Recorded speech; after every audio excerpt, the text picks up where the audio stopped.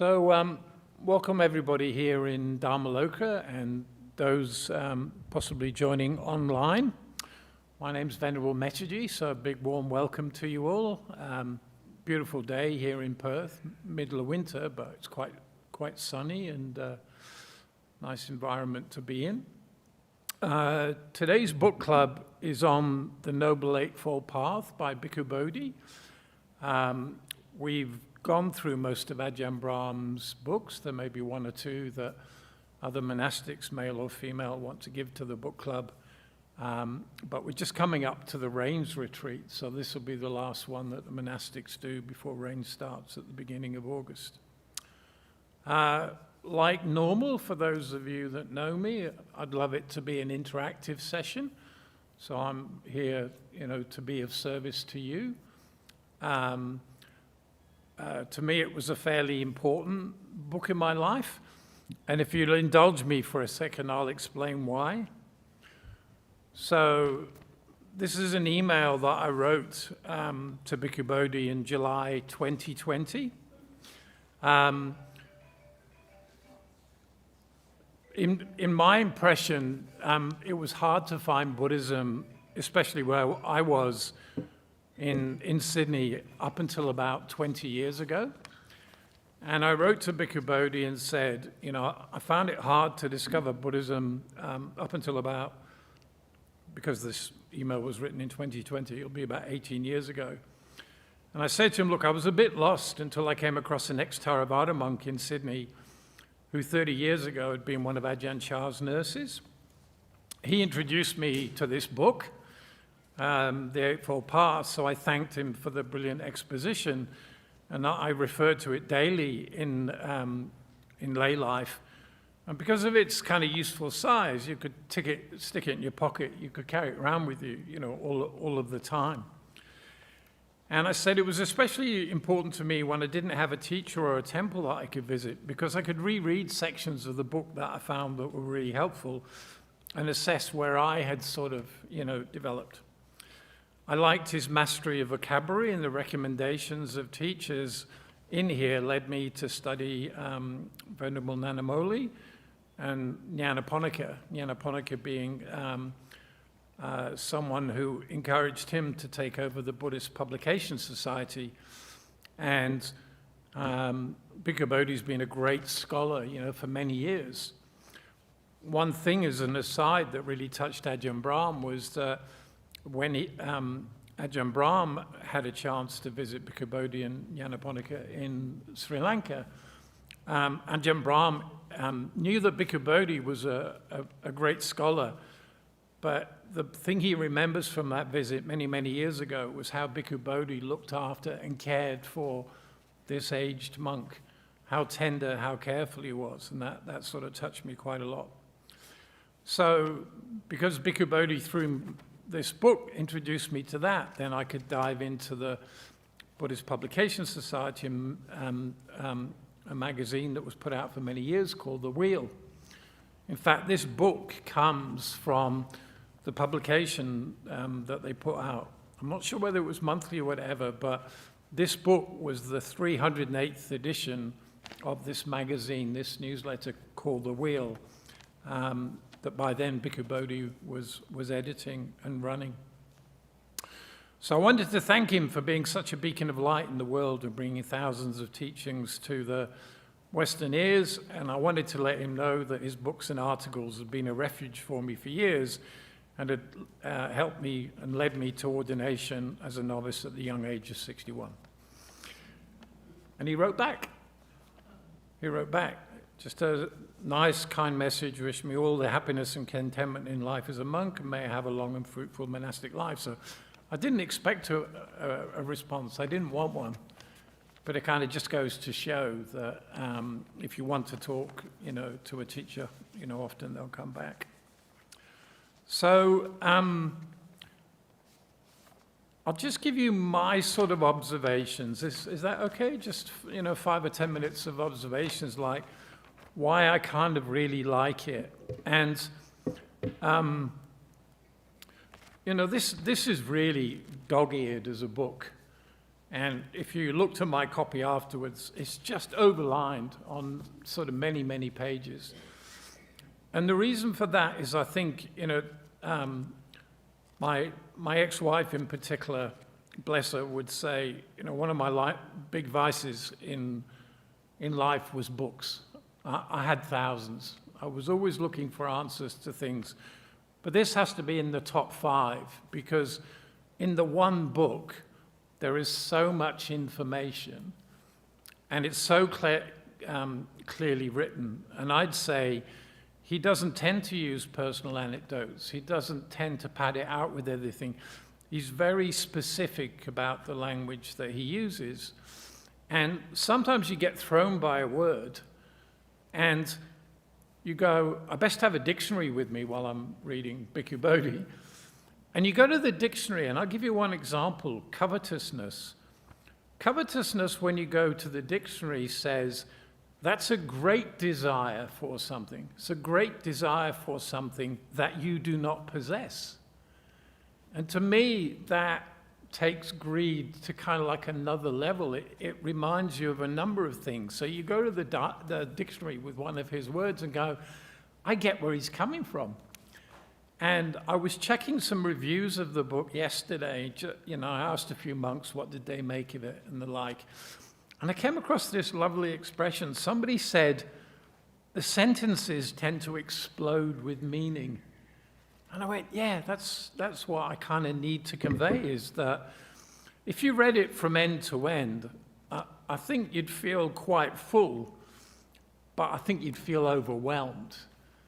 And because it's very clear and comprehensive, one of my recommendations would be perhaps read a chapter at a go, a chapter at a time, and let that sit with you for a week or even be sort of part of the practice, because there's a density to it. There's a kind of thoroughness in everything that he sort of puts down. And then there are references at the back if you want to go and study a particular sutta, if you want to go and look at the particular feature that he's talking about. The other thing is, we really benefit with this book from a whole lineage that's come down that he found his way into. So most of you know that he was American, but I'm not quite sure where he was ordained first, but I don't think it was Sri Lanka, but he found his way to Sri Lanka. When he found his way to Sri Lanka, he came across Nyanaponika. And was he not ordained once before? But leave that go for now. But he was American, and he had to travel, considerable differences, a bit like me, like others, kind of looking for the journey. And when he got to Nyanaponika had been asked by the Sri Lankan community to set up the Buddhist Publication Society. So then there was lots of treatise and commentaries, and he kind of fell into it. This was his natural ability to be a scholar. But then Nyanaponika had studied with Nyanathilloka. And Nyanathilloka is almost like at the turn of the century, beginning of the 1900s. And one of the things that Nyanathilloka felt was really important with anybody that he taught was that he taught them Pali at quite a substantial level, because there'd been really poor translations. People weren't getting some important features about Buddhism that, rebirth or what is karma and the like. So by the time that Bhikkhu Bodhi meets up with Nyanaponika, there are 70 to 80 years of scholarship in Sri Lanka that is passing down, and he fits into that. He fits into it so well that Nyanaponika in about 1984 asks him to run the Buddhist Publication Society. Now, I'm not meaning to waffle on, but what you get then through the book is scholarship that's passed from generation to generation. And there's been lots of discussion, on a word, on a sentence, or kind of what it means. So this is why it's like in my top 5 is, you can say that this has got a big warranty seal on it. It's almost got like almost close to a guarantee that the remarks that have been made have been tested by many. And because of his renown in the world, then, you know, he still teaches now online. There's some great teachings. He's very, very productive. I think he's close to 80, very productive, you know, very, very approachable. But the penmanship that he brings to that, and then if he's not happy with the term, or around the time of the bhikkhuni ordination and other serious matters, he would engage in the dialogue and he would place his points and say, oh, I find this in the suttas and this tradition says that. So a willingness to hear other people's arguments and say, how does this align with Buddhism, or has this got nothing to do with Buddhism at all? So really, really strong bet. If you only had, you know, 5 books, this would be one of them. The other key point that he stresses a lot, given that some people might say, oh, he's got this massive brain, you've got to understand it intellectually. The key point he makes over and over is, you know, the doctor's prescription of the Four Noble Truths. And whatever you want to do in Buddhism, it best be experiential. Like my advice from the old world, you could spend ages and ages just in books, but you never sat down to practice. If you don't sit down to practice, then you're not getting an appreciation of what your own mind is like, how you're interacting with other people in the world, what are the limited range of things that the Buddha asked us to look at. So, you know, that famous expression, the Buddha's out in the forest with the monks, and the Buddha picks up a hand of leaves and says, okay, what is more, the leaves in my hand or the leaves in all of the forest? And the monks go, well, the leaves in your hand, you know, master, you know, it's fairly simple. He said, correct. The leaves in my hand is all that you need to know and understand. I know a lot of things about all the other leaves in the forest, but they don't help you. You only need to concentrate on a narrow range of things. That's where you should spend your life. That's where you should do your practice. So all the leaves are in like one book. If you want to go further afield and say, oh, now I need to understand anger, or I seem to have a lustful mind, or I have a lot of desire, you know, where should I look? Where should I go? Then other resources are there. But to hang on to the Noble Eightfold Path as the practice that you should follow, that's the key message. And that's where, you know, if we're doing a basic talk to a school, we're asked to go out to an old people's home or whatever, we'd say, just have a look at the Four Noble Truths and the Eightfold Path. That will give you the bulk of what you need to know. Start there. It's very clearly written. It uses modern language. So he brought a lot of the translations up to date. So again, I pay credit to him, is that a lot of the suttas, the Majjhima Nikaya and stuff were translated by him in the present day. We sell them in the library. You know, he's done a bulk of the work. He's a real sort of pioneer from that point of view. And what this gives you is something that's very well organized and, you know, completely presented. And I'll just have an aside before I sort of ask for the first set of questions. Someone in one of the reviews said, oh, it's a great book, but I'm not going to give it 5 stars because he hasn't told me how to practice with this in day-to-day life. And I sat with that for a while and I kind of asked myself and went, well, if you've, you know, Ajahn Brahm's favorite story about the guy who goes into the restaurant. He's been waiting for ages to go to this 5-star restaurant, and he goes into the restaurant and he asks to see the menu, and he eats the menu, pays for it, and leaves.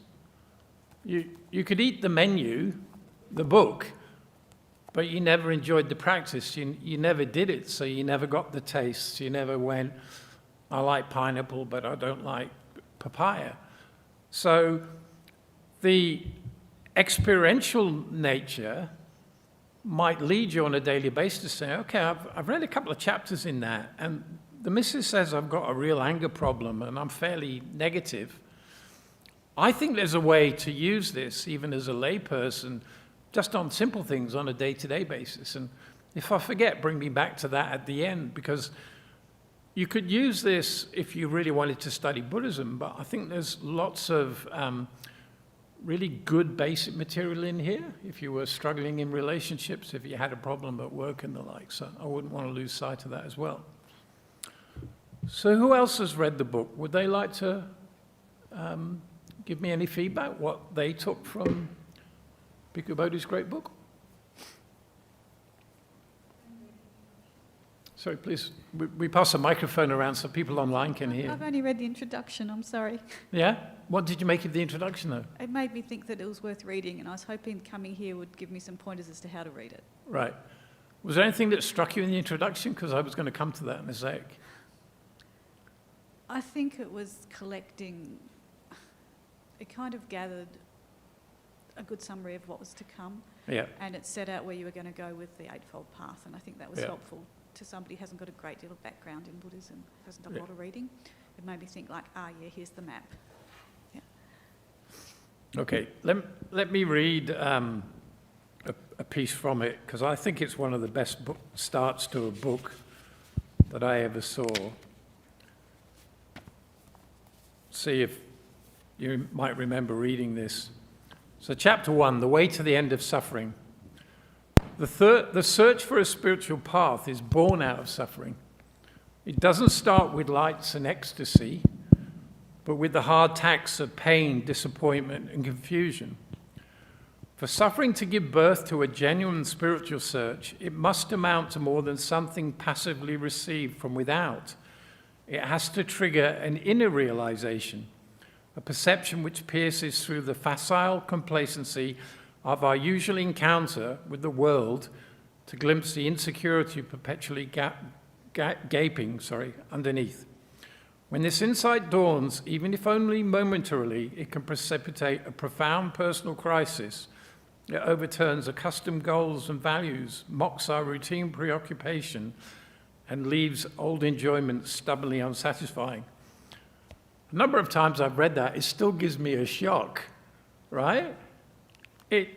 It speaks to what I spoke about a few minutes ago, is he doesn't mince with words. It kind of says, is this true for you? If it's not true for you and you still want to go out and sort of chase cars and follow football teams and live your present life fairly happily, but if you had a glimpse that there's something a bit uneasy underneath the surface here, then read on. And, you know, I went through this again, you know, thoroughly, page to page, line by line, the last week. And that still gets me 20 years later, you know, as the opening paragraph. And what we're asked to do at the beginning of the book to say, so do we believe there's suffering or not? So the first noble truth is meant to be understood, so that there is suffering. And then if there is suffering in your life, where is that suffering coming from? And because the human condition, whether we're French, Italian, Afro-American, Korean, the human condition is the same for all. Doesn't diversify based on race or religion or sex or preferences, none of that. The human condition is constant across all of us because we share a very similar psycho-organism which has a mind and a body. And the suffering comes from not having an appreciation of how they work and where the suffering is actually coming from, which is projecting onto the world something that isn't there. Anybody else want to give a... Manel, would you like to say? No? Have you read it before? Okay. Well, fair enough. I mean, you know, it is... Sorry? Can you pass the mic? Sorry, yeah. It's just to help people who are listening online, yeah. He uses words so beautifully. Can you give some examples or something that touched you? I can't... Okay, I can't not to worry. quote anything from it, but sometimes when you start to read an author's work that you haven't read before, the language enfolds you, and I guess it's like walking into a room that's warm rather than being outside. So his words invite you into that space, and they inspire confidence because his words are carefully chosen. It's like listening to Bach. You know, every note is right. And some people write like Bach composers, and I think this man does that. Yeah. Thanks. Sorry, I didn't mean to say anything. I just meant to come and listen today. Over there. Hi, Bhante. I've read halfway. I was worried today coming in, like, oh, I haven't finished the book. Like, what if he asks me questions? But, you know, that's my... I'm a hard taskmaster. Exactly. That's my... I'm not. Far from that. Self-judgmental. I've enjoyed it so far, and I guess I struggled a little bit, you know, English not being my first language. Some words I'm not familiar with. So hearing that you yourself had to use, you know, dictionary for certain words, yeah, that was quite helpful, I guess, you know, not to be too hard on myself, and to take my time with it, yeah, because normally people would rush over reading something. So again, might need to stress it a few times, the benefit of Bhikkhu Bodhi putting this together is you've got you're getting the knowledge then of someone who's been studying Buddhism for 30 or 40 years, and they're trying to take complex matters and try and make them fairly simple for you. Like the big benefit of Ajahn Brahm to the world is he's taken complex matters, tried to make them very simple, have people remember them with kind of funny stories, and then say, this isn't meant to scare you off. If it's the height of optimism that you could reach in the human condition, how can I encourage people to have a look and not be scared off by it, but say, okay, how would I approach it? If there are clues in here in terms of does morality work or not, and those who have good morality say, well, I'm a happier person for it, and I live without remorse, and people would think I was trustworthy, so they would approach and ask, you know, on certain matters, and I'd know how to say no to something sort of unwholesome. Because by another author, this may have taken 400 pages, you've got depth that I think you were referring to as well. And because he I think, you know, partly referring back to Nyanaponika and Nyanathaloka, he was taught in terms of how do you put across difficult concepts. If you're not sure yourself, how would you go and test it? Ajahn Brahm would say, the Buddha would say, Bhikkhu Bodhi would say, if you're not sure about something, don't rush on. Go and sort of do a diagnose until it can settle with you with truth or not. And again, if you're unsure, in the present day, fortunately for me, you know, 20 years further on than my first excursion, there are multiple people I can go to, male or female, you know, given that we've now got a great nuns community, male or female, and said, oh, I've got these observations, but I think there's something here that I'm not quite seeing correctly. Can you tell me what your observation is? Or is it a habit I've got, or I've got ignorance, you know, about some certain mental factor? And again, don't rush through a book like this. And if that first paragraph, first page is fairly confronting, you might want to say, okay, do I have suffering in my life, or does it keep repeating itself?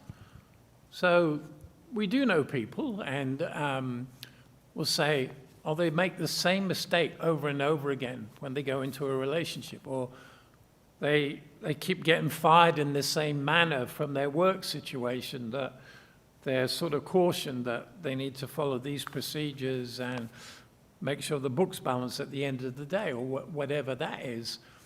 And the person goes, oh, this is so unfair. It's the outside world doing it to me. So they believe they're suffering, but they believe the suffering is out there. So they haven't got to a stage of saying, okay, what's my involvement in that? And of course, he, I think, in every chapter, and it may not be clear to you, the definition of, like the GP's analysis of the situation. So I saw a lovely clip from a monk, I think it was this week, saying he'd love to know whether the Ayurveda doctor's prescription method in India came before the Buddha, or the Buddha invented it and then Ayurveda sort of picked it up. Because that fourfold process of, first noble truth, what's the symptoms? What's the symptoms? Where's this suffering coming from? The second noble truth, what's the diagnosis? Where is it actually bubbling up from and leading to those symptoms? The third noble truth, what's the cure or the intervention? And the fourth noble truth, here's the prescription. If you follow the prescription and you apply it to yourself and other people, then things will probably improve. But, and this struck me at lunchtime today, if a patient doesn't get involved in their own medical health, that they just take the pill or they want the physiotherapist to fix them up, once a week with a good massage, it's unlikely to work. Now, if that's the model, he applies that model almost to every chapter, that he wants to make sure that you understand what the basis for right intention would be and where right intention is coming from. And if you were to use right intention, what suffering would it then ameliorate or bring down to some extent? And then if you continued with that practice and had it as a cure of an intervention, would it move you slowly further down the path? And you were feeling that you could relieve some of your suffering. Your suffering was a scale of 80 when you started. Now it felt like it was down 50, 60. And you had experimental information yourself. Thanks, Conrad. Lovely guy. If you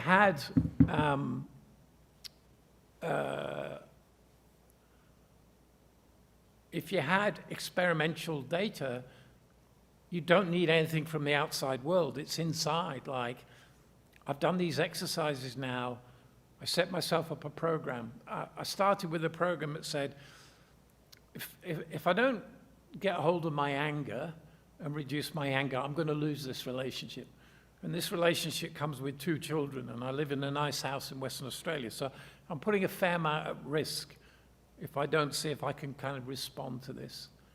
And then you can apply that diagnosis, that fourfold structure, on any problem that turned up in your life, let alone the whole of the Buddhist path. Any reflections on that, or am I?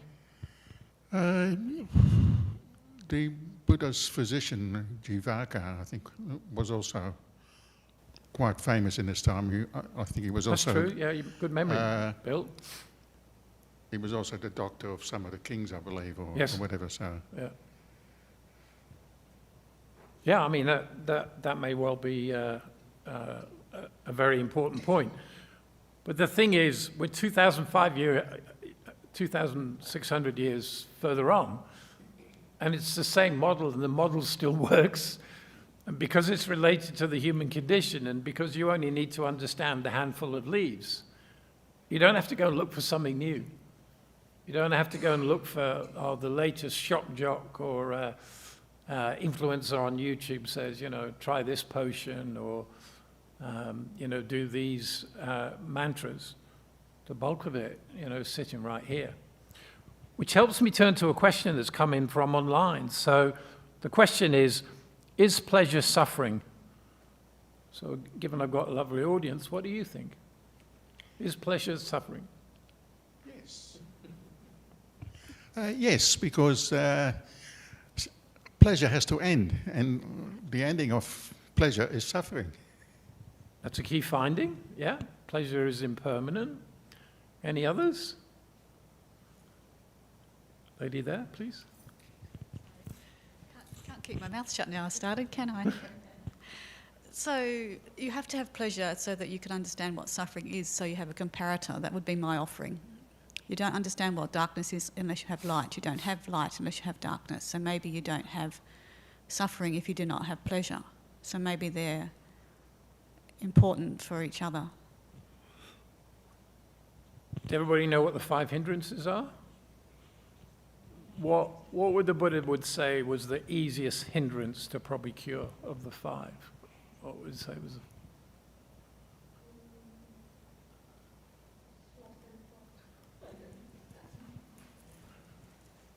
Well, I'm personal, sloth and torpor. So there is no perfect answer, and that's a great answer. But I would say I've seen it written a number of times that it doesn't feel like it, but anger is the easiest one of the 5 to initially work on, because if you apply loving kindness to yourself and other people, it goes away. I'm answering this person's question online. What do you think is the most difficult hindrance to get rid of? Desire. Because desire is harder to see. So because we rely on our 5 senses to be out in the world all of the time, and since we were really young, that we develop preferences for certain things. So if I have that, it will make me happy. If I have that toy, if I have this ice cream. I became a grandfather unexpectedly 3 years ago, and Eliana had a birthday last week, so happy birthday, Eliana. She's 3. But she has certain things that she wants to go and grab for, and she's developing those habits and preferences now. So I do a Zoom with her for her birthday and have her call me Monkey. So it's easy to recognize, and I'm always wearing the same clothes, so even if we got a Zoom relationship. But Eliana's far more interested in the chips than Granddad, reaching into the Zoom for the conversation. And why desire is hardest to kind of spot is we've relied on it over the years, and desire is often the response that you look for when you're not feeling so good. So in pleasure, when your meditation can get deep and quite soft, you notice that pleasure is often coming from a position of lack. If I have this, I've had a crap day, so if I go and get the ice cream, or if I go and see the latest thing at the cinema, you miss the fact that in your mind structure, you're starting from lack, you're not at contentment. And the thing that you want is out in the world. So what these practices are trying to do you is, you can be happy in yourself in all circumstances. You don't need anything else.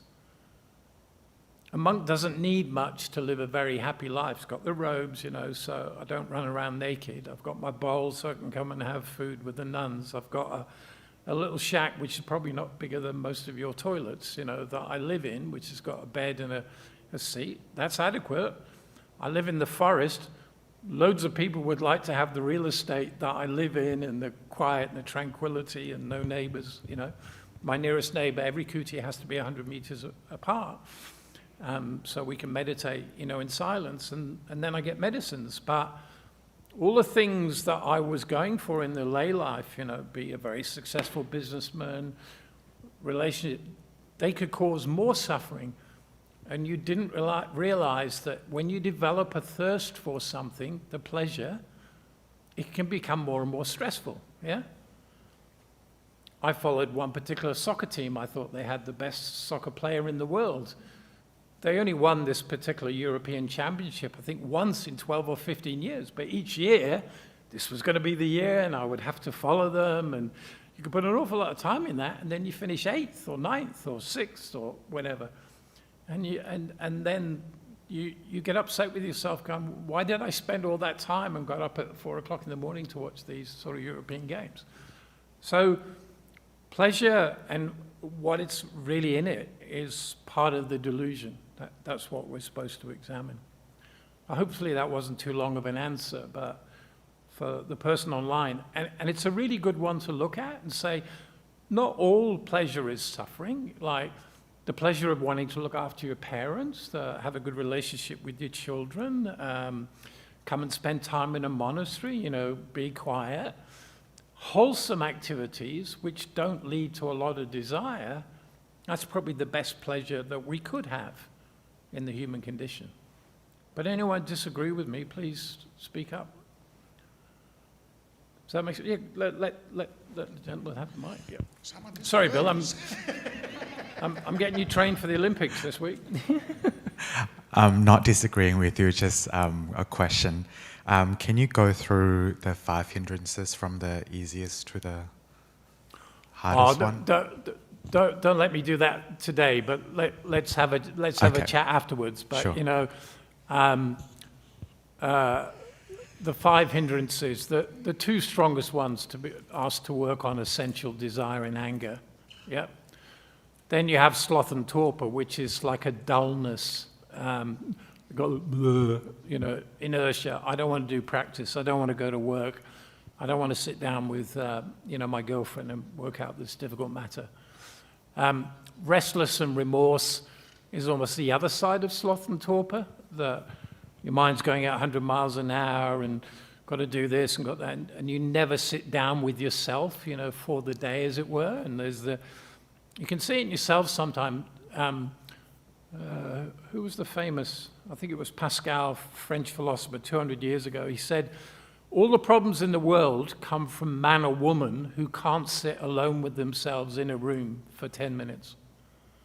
That if you sit quietly and say, I'm just going to do nothing, then the mind or some energy in the body goes, I should turn the telly on. Or what's in the paper? You can see, and then your habits and preferences come up fairly quickly of how you almost go into automatic pilot. You don't realize that you've got the ability to say, I'll give that to myself. So Ajahn Brahm would say, relax to the max, which is another way of saying, right now is good enough. I don't need anything else. Why don't I just sit here and admire the sunshine outside, and I can't see a cloud from here, the trees are glistening, and nature and I are kind of unified. We come from the same sort of processes. So why not give that to myself? Do I need to do something? No, you don't. And then the last one is doubt. So let me talk about those separately if you'd like me to. And there's just another quick one online here, if I may. Is that okay if I just do? Whoops. Because some of the things of life also give me suffering from the lack thereof. Yeah, that's the same person has kindly, sent in a supplementary question. So that's what a book like that, again, not beating yourself up, that's what a book like that would ask you to sort of question and saying, you think they're making you the happiest in your life. Is that how it turns out? So when Bill kindly commented and said, okay, when the happiness ends, it's suffering because it's gone away. Was there suffering in it before you started and you didn't know it was there, that you were putting yourself at risk? So make up a story about myself. I may have been interested in a lady, 20 years ago, but 2 other men were interested in that lady at the same time. But I knew I had the skills to win, which is complete gomayang, BS that's kind of made up. Going, I'll put the effort into that because I want that relationship. But those other 2 gentlemen are going, no, that's not going to be, And then everybody runs their own tactics. And I'm making this up now. The lady goes, I don't like any of the 3 of you. I'll go for the 4th one. But you were at odds against happiness from the very start. It wasn't necessarily based on loving kindness and metta. It was based on possession. It was based on the covetousness that I spoke about in the first few minutes. So saying, okay, be careful. you can live a wholesome life. Certainly as monks, we're not asking everybody to be really prudish, but, be careful about where you engage. And if you engage, are you engaging from mindfulness, or are you letting the desire take you there? Are you letting anger overwhelm you? Anger, just words can kill, right? Words can harm. Words can poison a relationship that's been there for 10 years, which is over 10 minutes later, and probably has no chance of resuscitation. It's sound frequencies, that's all it is at some level, but if you give a perception that you're not going to change on the issue, you've got some very strong views behind it, and the other person doesn't agree with that, then there can be immediate separation, and then you both look back and said, we've had 10 years of marriage, and now we've got to go through a divorce, and how are we going to explain it to the kids and the like? So, for our good friend online, the Buddha is saying, true happiness can be inside all of the time if you understand the mind-body process, and now then say, how do I go for wholesome factors all of the time?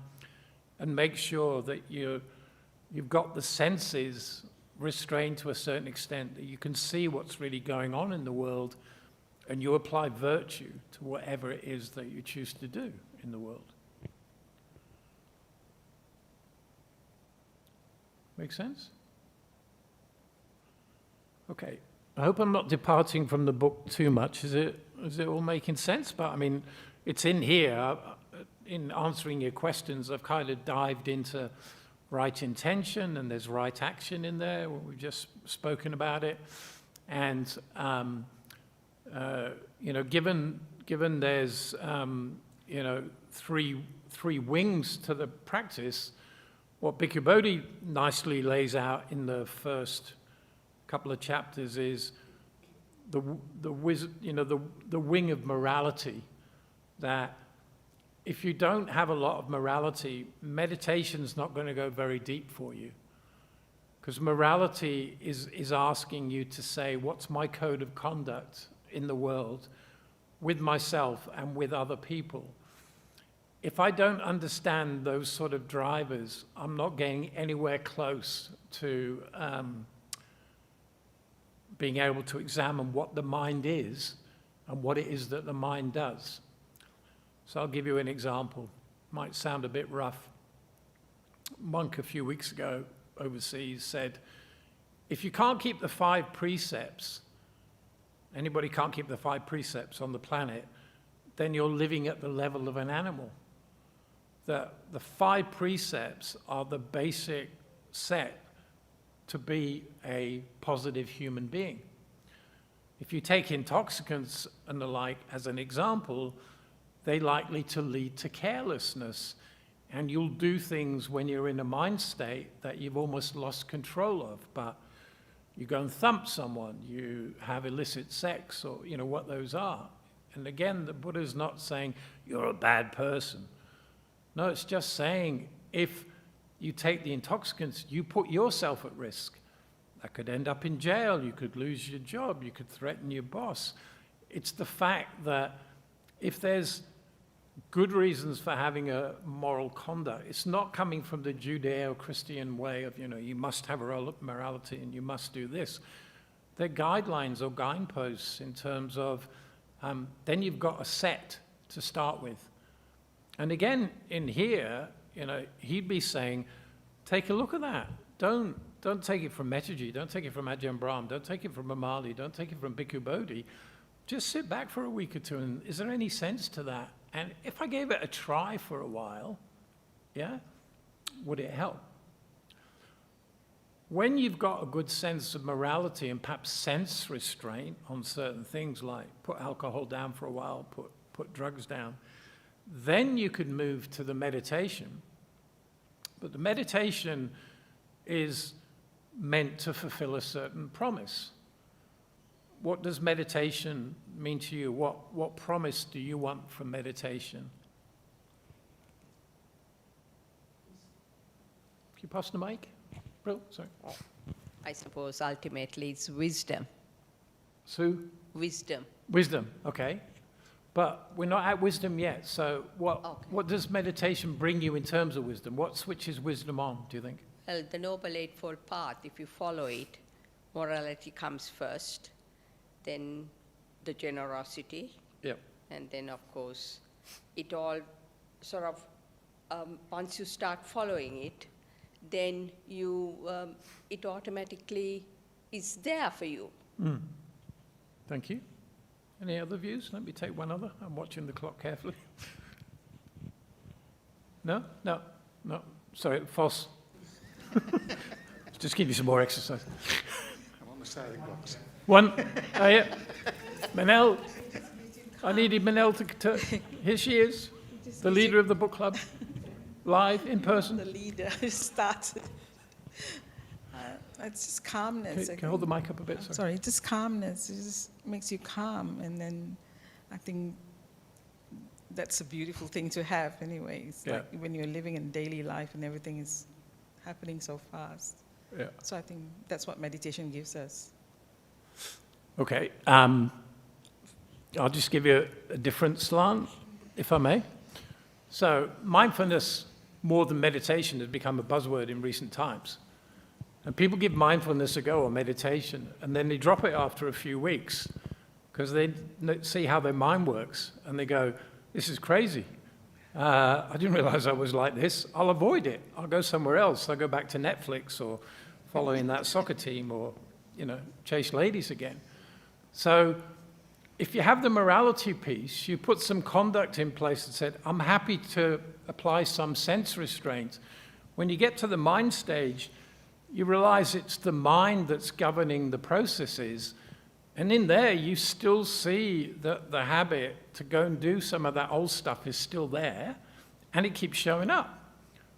You don't want it to, but it keeps showing up. And those are the 5 hindrances. So meditation will gradually dampen down the 5 hindrances, but it also says to you, if this body isn't mine, I discover that the mind's not mine either.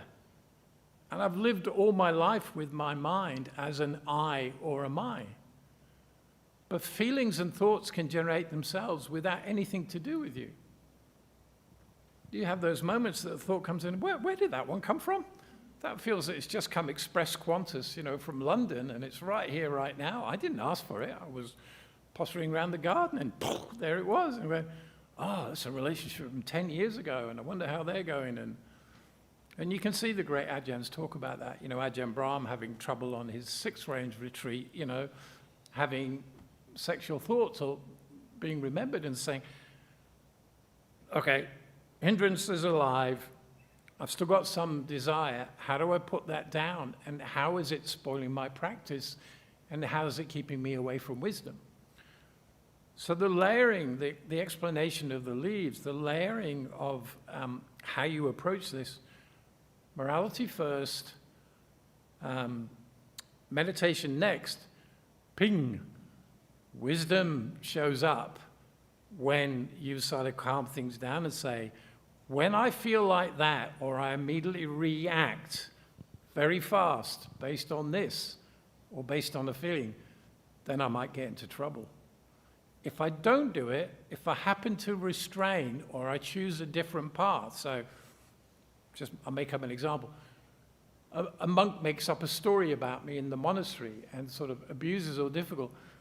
If I shout back and say, that's a bunch of BS, I have to quickly see it's going, he might be suffering about something that's out of nature for him. I don't know where it's coming from, but we need a different route through this because we can just pay ping, but we can just keep escalating if we want to go into the anger, as opposed to, the Buddha would say there's a whole bunch of antidotes, loving kindness, compassion, sympathetic joy, or equanimity.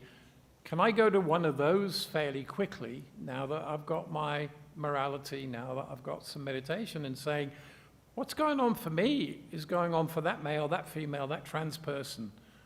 We're all going through the same thing. We're all suffering. We're all suffering effectively till we become arahants, until we become, fully enlightened. So that's another big beauty of the book is I think he gives you enough in a chapter to really, it's almost like a 5-course meal in every chapter. What's the problem? What does this element, one of the 8 factors, what is its job to do? And is it successful for you? Forget that Bhikkhu Bodhi's told you. Forget that the Buddha's told you. The pass markers is, does it work for you? And an interesting thing, with certain people is you see some monks change or develop. People come up to them and say, gee, you're a really different person than you were 6 years ago. You're softer or you're gentler or you don't get so angry. And of course, we're all on that journey. Like, even because we went into the robes, we're a long way from any sort of finished product. So you can't give somebody else the pen and the clipboard to say, judge what the quality of Mettaji's mind is. Give him a score out of 100, and what's his loving kindness looking like and what his anger's like. We can only do that for ourselves. We can have some great dialogue like today and sort of share that between us and say, is it helpful? And you could help me understand some blind spots, I'm always open to that as long as it's fairly constructive. And with some people that I had bad relationships with years ago, we've been talking a lot more recently and going, yeah, I'll take that on good faith. I think I can see now where you're coming from. I didn't get it 15, 20 years ago, but I get that now. So I'll go and do some work on it. I'm not going to go tic-tac and say, oh, by the way, you've got this one, and you should work on that. So every chapter in there, from that point of view, is very helpful. And it may be the case, if this is needed, we could do a second session if people read the book, or we have a different sort of forum after rain. So I think the monastics would be open to that. I'm conscious of the time because the nuns are doing a lovely meditation session at 3 o'clock. Does anyone want to ask me any last questions? I've just got a piece to finish up with. Well, Mettaji, listening to your talk is very good. What I'm thinking is now the Eightfold Path. You got right view, right intention, all the various, and in regards to enlightenment and liberation. Where does karma come in here? Karma drives a lot of the process. Bhikkhu Bodhi spends a lot of time talking about karma at the beginning. And, karma in recent times, I think in the West, with the development of so many more communication channels, has been misunderstood and sort of misexplained. One of the key things that the Buddha is trying to get across is your karma in this lifetime is what's going to drive you into the next life, and what you have developed as your habits and preferences in this lifetime is what you're going to start with in the next. And to me, that's a good enough reason to really kind of look at rebirth anyway. That's what causes rebirth. So there's many bits in there at the front end saying, why is this important? Why would you study anyway? So if you believe that there is suffering and you've had it in your life, you've had sadness, you've had lamentation, we've all had it, right? We've had it multiple times over. That is coming from karma because you believe it's you that's making the actions, and therefore you're developing this karma that goes into the mental continuum. So when this life is over and the body separates, it's the mental continuum that goes on into the next life, and all you can take with you can't take the house, you can't take the car, you can't take your beautiful partner. You take the mental continuum that you've developed, the mental continuum that you are now, or the one that you're projecting into the future. So, great question, really helpful. Bhante, I feel that the fact that we are here now, the interest that we have, is what we have brought from the past. I have done this before, or people who, like yourself, or who have not, I mean, I would say that I was born to Buddhism, or I was born to Buddhist parents, but there are people who have. So what brings that back is something that you have, what they call in our language is paraparami, what we have done in our past lives, which brings the karma. So again, remember, that's one of the reasons that the Buddha asked you to try and get to deep states of meditation, because there are people walking the planet who can remember their past lives and would know why they were here and how they got here and what that continuum was. So there are many stories that the Buddha tells, either in the Jakata tales or others, and he explains what he was in a previous life, an elephant, or, you know, that we can go up and down on the scales of existence. And we may all have been monks and nuns in a previous life, because I think when the Dharma gets hold of you, it doesn't let go. It's there. It's in that mental continuum and going, gee, I could go out and get a new relationship, or I could go and buy a sports car. But part of you knows it's not going to work. It's not the antidote to what you're looking for. We're all looking for happiness, but happiness is inside. You don't have to go outside for anything. Bill, last question? Yeah, I've heard both sides of this argument, but the Eightfold Path, should that be practiced sequentially, or all 8 factors together? Brilliant. That was almost the last thing I wanted to mention. So Bhikkhu Bodhi makes a very strong case, and I believed it years ago, is you have the 8 factors, but he believes there are 8 strands that need to come together at the same time in one strong cable. So if all the 8 factors, when you understand them, are working in the same moment, then you've got a really strong piece of rope, and the benefits that you'll get from this will accelerate. So working together all at the same time. Ajahn Brahm sometimes, people say to him, oh, you only need mindfulness, that'll do it. He says, no, it's the Eightfold Path, it's not the Onefold Path. So read that, ask us a few more questions anytime you want. Join them together wherever you can. When that person said, can't use this on a practical day-to-day basis, if you just had right view, right intention and mindfulness, and he had this anger issue, that would be enough. But one on its own wouldn't fix it. You need to bring a few together. And my closing point, if I may, was the end of the book takes us on to the fact that the Eightfold Path is meant to lead to the Tenfold Path. So the Tenfold Path, the last 2 phases, which are just out of reach of this book, is that the Eightfold Path gives you right knowledge, which is the 9th, and right release, or right liberation, is the 10th, is that you understand it all, and you understand all of the big concepts there, and where we're coming from as monks when you practice. And I wanted to finish there because that's the subject of the workshop.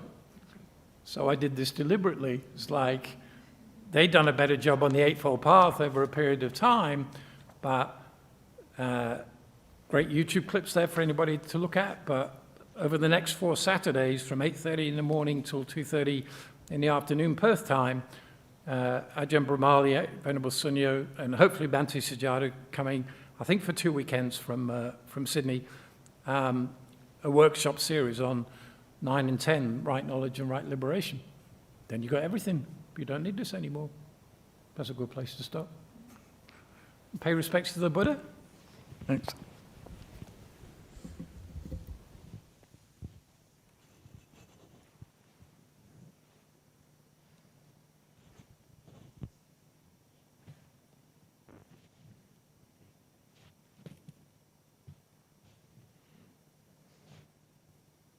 Thanks, everybody. Thank you. Thanks, comrade.